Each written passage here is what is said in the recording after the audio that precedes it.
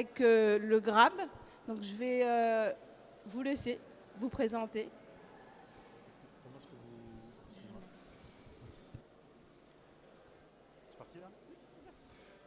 Bonjour, Vianney Pichon, directeur du groupe de recherche en agriculture biologique, le GRAB. Donc je vais vous présenter l'association, qui est une association qui fait de la recherche appliquée pour les agriculteurs bio, et nos principales pistes de recherche actuellement. Si ça veut bien marcher. Oui. Donc le GRAB est on va dire aujourd'hui la principale structure d'expérimentation dédiée à l'agriculture biologique en France. On est 100% sur des productions et des techniques en bio.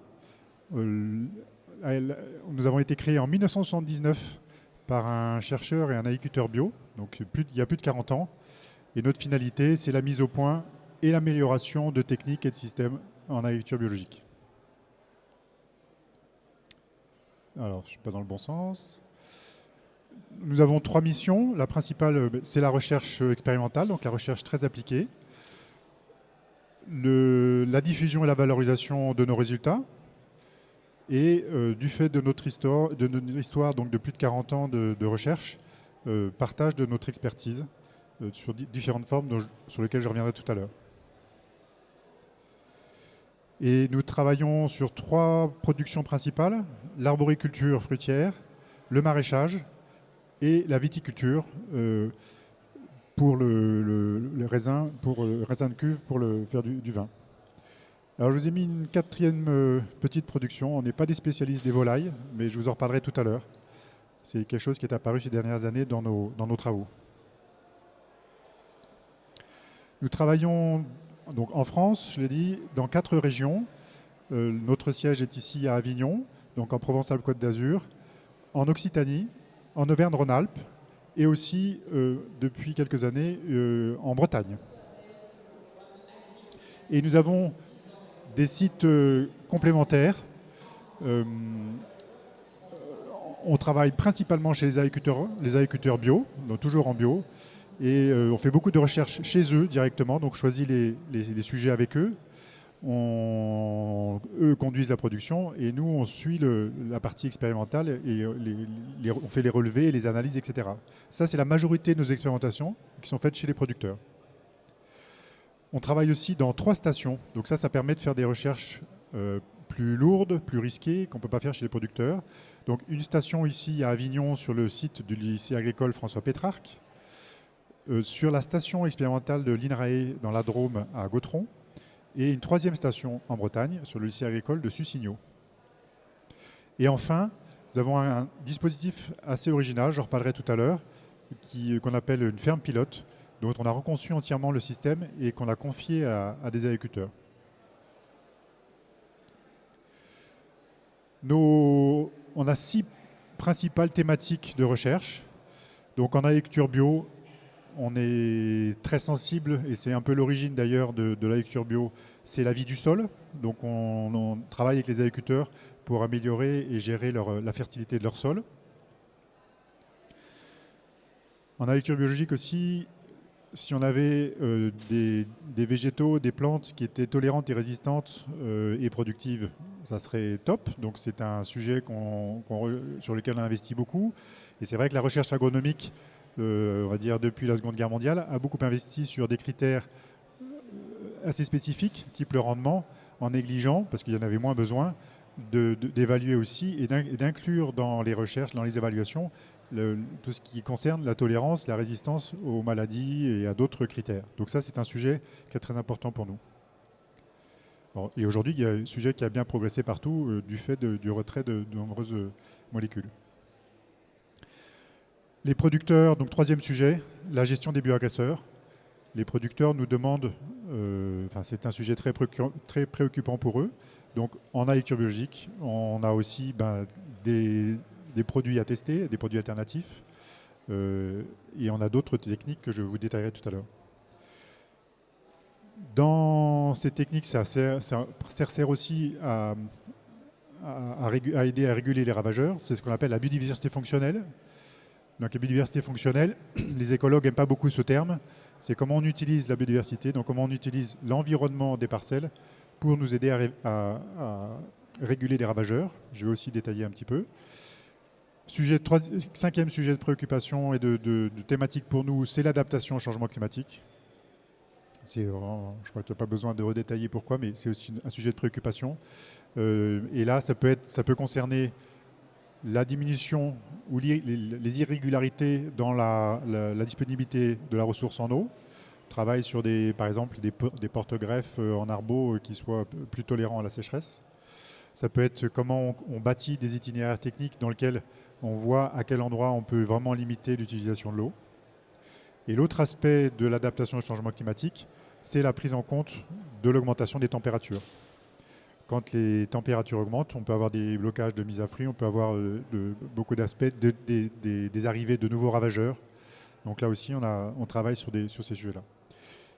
Et la dernière thématique, c'est la reconception complète du système. On peut, je disais tout à l'heure, toucher des points des itinéraires techniques, mais compte tenu des nombreux défis qu'on peut avoir à relever, on est parti aussi sur la reconception complète de système, et je vais le détailler. Alors, dans notre pilotage de nos projets, on a ce qu'on appelle le Saint Graal, comme le Graal des chevaliers, où on s'est dit, mais quel type de système on vise?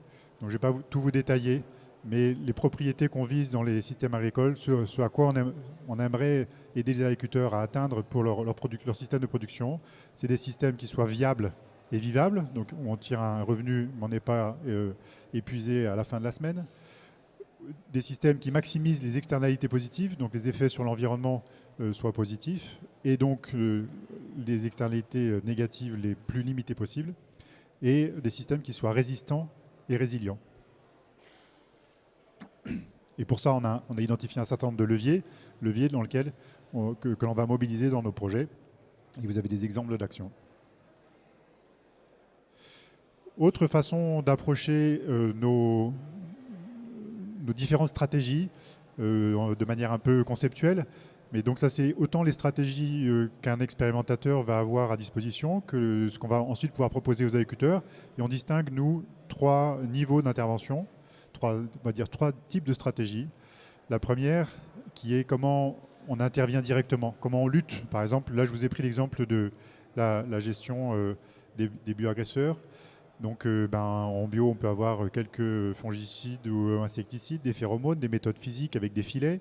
On a beaucoup travaillé, le GRAB a beaucoup travaillé sur les filets Alcarpo qui aujourd'hui sont beaucoup répandus, donc pour empêcher les papillons d'atteindre les fruits. Donc ça, c'est une stratégie directe. On lutte, c'est à court terme, ça a un effet rapide. Deuxième type de stratégie, ce sont des mesures indirectes. Je vous ai cité la biodiversité fonctionnelle tout à l'heure, je vais en reparler. C'est comment on fournit par exemple le gîte et le couvert aux ravageurs de nos bioagresseurs. Et enfin, dernière stratégie qui touche en général beaucoup plus d'objectifs, c'est le système lui-même. Comment, si on a les bonnes variétés finalement, dès la conception du système, des variétés tolérantes, résistantes, etc., eh bien, on a moins ensuite de problèmes à gérer puisqu'on a, dès la conception du système, posé des bases intéressantes. Il en va de même pour les rotations, pour les assolements, etc. Alors, quelques exemples. Donc, si on prend la base de la pyramide, un sujet sur lequel nous avons travaillé ces dernières années et sur lequel on continue à travailler et dont le fruit, on va dire, est ici en ceinture verte d'Avignon, c'est la ferme pilote de la Durette, qui est un système qu'on a reconçu. Donc nos spécialités, le maraîchage, l'arboriculture. Et compte tenu des défis qu'on a à relever, j'ai parlé de l'adaptation au changement climatique, j'ai parlé de résilience, etc. On a, en creusant un concept qui s'appelle l'agroforesterie, qui existe depuis très longtemps, qui a existé un peu chez nous et qui était beaucoup plus gardé dans les zones tropicales et qu'on a réimporté d'une certaine façon dans nos pays occidentaux, c'est l'agroforesterie, c'est-à-dire l'association de cultures annuelles et de cultures pérennes. Et donc nous, avec le maraîchage et l'arbo, on a réassocié ça sur des parcelles avec une bande de 10 mètres de maraîchage, entrecoupé de 2 rangées d'arbres fruitiers, comme ça on peut quand même mécaniser au milieu, on peut quand même toujours passer, et soit une deuxième rangée d'arbres fruitiers, soit une rangée d'arbres de Auger. Avec là, l'idée, c'est d'être complémentaires dans le sol. Les racines partent des arbres, partent profond dans le sol, vont potentiellement rechercher s'il y a de l'azote que les légumes n'ont pas utilisé. Et pareil dans la strate aérienne, donc les légumes sont bas et les arbres fruitiers, eux, vont être plus hauts, donc vont pouvoir accueillir les oiseaux qui passent, etc. Et on travaille comme ça les différentes strates, notamment pour tout ce qui est haies et travailler aussi tout ce qui est l'environnement autour des parcelles. Donc là, évidemment, on a reconçu le système en entier. Et ce qui est très original, c'est quand on a interrogé nos membres, les agriculteurs membres du GRAB, on dit mais bon, il y a des techniques à trouver, il y a des choses à prouver. Et en même temps, il y a un gros sujet qui est le travail. Comment on fait quand on est maraîcher, on est habitué à être très bon au maraîchage, comment je fais pour m'occuper des arbres et inversement. Donc il y a une grosse question autour du travail. Et c'est pour ça qu'on a mis en place ce système à l'échelle de la ferme entière. C'est pour ça que c'est une ferme pilote, c'est qu'on travaille et on suit l'ensemble du système. On va travailler des points particuliers de technique sur une parcelle, mais on va aussi suivre un ensemble d'indicateurs, notamment la viabilité et la viviabilité dont je parlais tout à l'heure. Quel revenu, quel temps de travail, quelle charge de travail, on interroge les agriculteurs, parce que la ferme aujourd'hui est un GAEC, le foncier appartient à Terre de Liens, et c'est une ferme qui vit, nous, on ne rémunère pas les agriculteurs, c'est eux qui doivent faire tourner le système et on les aide et on relève tous les indicateurs pour voir ce que ça donne. Et donc là, comme je vous ai dit tout à l'heure, en bas de pyramide, eh bien, on touche un ensemble de systèmes. On a choisi les variétés les plus adaptées. On a beaucoup travaillé la fertilité des sols. On a rajouté la biodiversité fonctionnelle sur le rang, etc. Donc on a travaillé tout un ensemble de facteurs pour arriver à un système le plus intéressant possible. Si on remonte dans la pyramide, les stratégies sur lesquelles on investit de manière importante, dans nos 3 productions, c'est la biodiversité fonctionnelle, j'en ai parlé. Donc il y a pas mal de méthodes pour ça.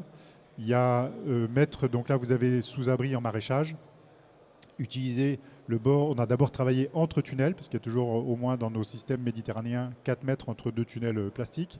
Donc à l'extérieur, on a commencé à sélectionner des plantes qui attirent les prédateurs pour nos ravageurs, pour réguler la population. Ça permet que les ravageurs, nos auxiliaires soient présents assez tôt dans la saison et donc empêchent les populations de monter trop. Ce n'est pas efficace à 100%, mais c'est une efficacité qui permet de réguler. Et donc on a diversifié, depuis 10 ans qu'on travaille sur ce sujet-là, on a diversifié les méthodes. Par exemple, faire venir les auxiliaires dans le tunnel en leur fournissant le gîte et le couvert. Donc vous avez ici érodium et soucis, on voit les soucis orange tout au bout, en plus c'est joli. Le long en bas des tunnels, des parois plastiques, pardon. On a des producteurs qui ont innové. En fait, ils ont planté les plantes, ces plantes-là, dans des caissettes et ils se baladent dans leur tunnel avec. Donc voilà, et ça produit de nouvelles innovations. Donc là, on fournit le gîte et le couvert. Les auxiliaires sont là assez tôt et vont ensuite nous aider à réguler les ravageurs. On peut aussi, donc c'est le cas aussi avec les alices que vous voyez au milieu, qui vont attirer les cirques, qui eux-mêmes sont des très bons auxiliaires. Donc ça, c'est le système où on installe la population d'auxiliaires. Donc on installe des prédateurs. On a aussi le système des plantes pièges. Donc là, vous avez, par exemple, la moutarde d'Abyssinie qu'on a travaillé autour de parcelles de choux. Et en fait, c'est pour attirer les altises qui vont aller sur ces moutardes et du coup qui négligent nos choux d'une certaine façon. Voilà. Donc on travaille aussi, j'ai pas mis d'illustration, mais sur des répulsifs. Voilà. Donc c'est le système du push and pull, c'est-à-dire on attire d'un côté, on repousse de l'autre, tout en veillant à ce que nos plantes cultivées, elles, soient le plus à l'abri possible et le moins touchées par nos ravageurs. Autre sujet sur lequel on investit beaucoup, ce sont les couverts végétaux. Alors là, il y a beaucoup de formes de couverts végétaux, en commençant par les engrais verts, et il y a tout un tas de méthodes. Je vous en présente quelques-unes là. Ce sont des stratégies qui permettent de combiner les enjeux. Là aussi, on touche au système dans les itinéraires techniques. Donc sur les couverts végétaux, on va surveiller leur impact sur la fertilité ou la concurrence avec les plantes cultivées. On va aussi, aujourd'hui, c'est un sujet important pour l'adaptation au changement climatique, voir comment on peut, grâce à ces couverts-là, réguler et garder de l'eau dans les sols pour pas qu'il y ait moins d'évaporation. Et on va aussi, en agriculture biologique, on n'a pas d'herbicides, donc nous aider aussi à empêcher qu'il y ait des adventices. C'est-à-dire qu'on implante un couvert végétal qui va empêcher qu'il y ait des adventices. Et comme ça, nous, on a choisi des plantes qu'on va pouvoir mieux gérer que si c'est des plantes qui s'installent toutes seules. Donc, quelques exemples. Ici, vous avez à gauche, dans un tunnel, des essais de déchets verts, donc de la matière organique qu'on installe, de la matière organique extérieure qu'on installe sur les rangs ou en interrang, donc déchets verts, paille, foin, luzerne, foin de sorgho. Vous avez ici des déchets verts dans lesquels on a planté directement des fenouilles, ça c'est à la durette. Et on voit comment les rendements, si les rendements sont bons, est-ce qu'ils sont impactés, comment on fait pour réguler au mieux et qu'on puisse répondre à nos différents enjeux tout en ayant évidemment à la fin le plus de production possible. Vous avez aussi des couverts végétaux qui sont implantés. Vous avez au milieu, par exemple, c'est une parcelle, on ne voit pas très bien, mais c'est parce que c'est des choux qui ont poussé 2 mois, qui ont été plantés directement dans du sorgho et dans des crotalaires qui ont été couchés avec une machine, en fait, qui permettent de ne pas tuer le couvert qu'on a installé, de casser les tiges. Donc ces couverts restent sur place, mais vont nous fournir de la biomasse sans reprendre de la vigueur et donc ne pas concurrencer nos choux en l'occurrence. Et vous avez aussi d'autres techniques. Donc là, je vous ai mis 2 exemples en maraîchage ou en arboriculture, où en fait, on implante un couvert végétal et ensuite on va le faucher et on va le reporter sur la culture à côté. Donc par exemple, vous avez en bas, c'est du métail, donc une céréale. Vous voyez la machine passe et ensuite dépose le métail couché et qui fait une bonne couverture, une bonne biomasse sur le rangé des arbres, donc limite les adventices et amène en même temps des fertilisants. Alors, il y a d'autres techniques, notamment en vigne. On met du thym, donc trouver des plantes, parce que là, il faut quand même les manipuler, passer une machine dans certains cas. Donc, par exemple, du thym, trouver des couverts végétaux qui soient plus permanents, mais qui ne soient pas en concurrent. Par exemple, le thym serpollet en est un, l'Achillée millefeuille, le Méhil officinal, etc. Parce que l'objectif de ces techniques, c'est aussi que le travail de l'agriculteur ne soit pas surchargé. Donc, c'est comment on ne passe pas d'une technique où on doit tout désherber à la main à une autre où on doit passer son temps à gérer des couverts, et tout en répondant à différents enjeux. Je vous ai parlé tout à l'heure de la biodiversité cultivée. Donc là, pour nous, c'est aussi le Graal de trouver les plantes les plus adaptées au système bio, donc qui produisent, mais qui soient aussi tolérantes et résistantes à différentes problématiques, qui nous permettent aussi de faire évoluer les plantes dans le contexte pédoclimatique local, donc de les faire évoluer, de les sélectionner. Et je vous ai cité un cas, donc là c'est en maraîchage, en culture annuelle.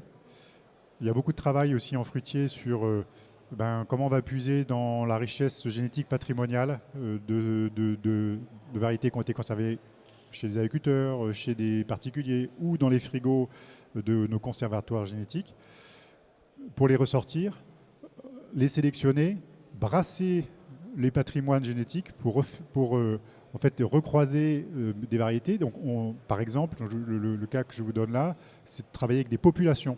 Donc nos populations, en fait, on se retrouve avec une variété qui en fait a un patrimoine génétique un peu différent dans chaque plante. Et c'est ce qu'on appelle des PEPS, des populations évolutives présélectionnées. C'est-à-dire que ces populations ensuite commencent à montrer des candidats intéressants. Et là, avec les agriculteurs, on va choisir parmi cette population une variété en particulier qui, elle, sera plus homogène chez l'agriculteur. Donc ça, c'est des méthodes de recherche très participatives. C'est-à-dire que l'expérimentateur est finalement presque plus là en animateur. Il propose des protocoles simplifiés chez l'agriculteur. Et presque, il se passe, c'est l'agriculteur qui ne fait pas tout, mais presque. Et pour terminer, donc, je vous ai cité nos 3 missions. L'expérimentation, donc recherche très appliquée. Notre deuxième, l'expertise, donc partager les connaissances, la mettre au service des agriculteurs, mais aussi d'autres acteurs de la filière. Donc je signale qu'on est agréé crédit impôt recherche, et ce qui permet à des entreprises de nous déléguer leur recherche, notamment par exemple d'évaluation de produits, en ayant un crédit d'impôt. Et je vous le disais, la troisième mission, tous les résultats qu'on peut avoir, négatifs comme positifs, quels qu'ils soient, il faut les partager au maximum. Et notre philosophie au GRAB, c'est que ces connaissances sont disponibles et en libre service à tous. Donc vous avez notre site grab.fr dans lequel vous retrouvez nos résultats d'expérimentation, tous nos projets de recherche et de développement, des articles de synthèse au fur et à mesure des années. Quand on a travaillé plusieurs années sur un même sujet, on fait des articles de synthèse pour rendre le plus disponible possible l'utilisation de ces techniques, des fiches, des bulletins, tout ça très souvent, je dis le GRAB, mais c'est aussi très souvent en partenariat avec nos partenaires dans les projets. Et je crois que c'est terminé. Voilà. Merci à vous. Merci à toi, Vianney. Est-ce que vous avez des questions? Ou s'il n'y en a pas maintenant, je vous invite à aller retrouver le GRAB qui est juste en face sur la partie R&D.